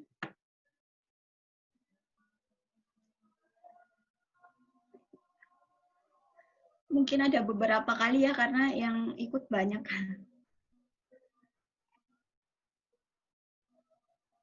Mbak Desi, gimana? Sudah siap?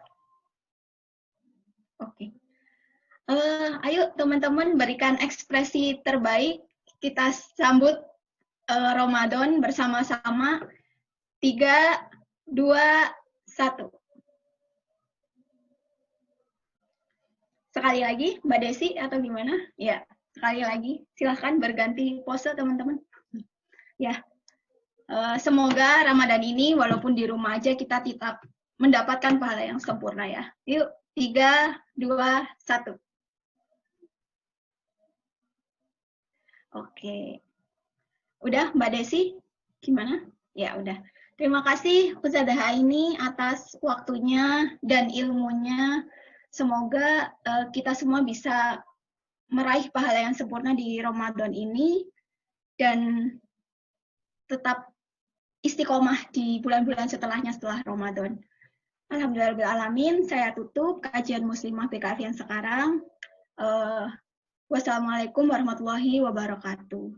Untuk teman-teman, mohon kesediaannya untuk mengisi evaluasi ya, di linknya nanti dikirimkan via WA dan ada di chat. Mohon kesediaannya untuk mengisi untuk evaluasi bagi kami. Terima kasih. Saya tutup. Wassalamualaikum warahmatullahi wabarakatuh. Waalaikumsalam warahmatullahi wabarakatuh. Salam. Makasih Ustazah, makasih ya Tak. Makasih Ustazah. Saya izin live meeting ya. Ya, Ya, Ustazah. Terima kasih Ustazah. Ustazah. semuanya.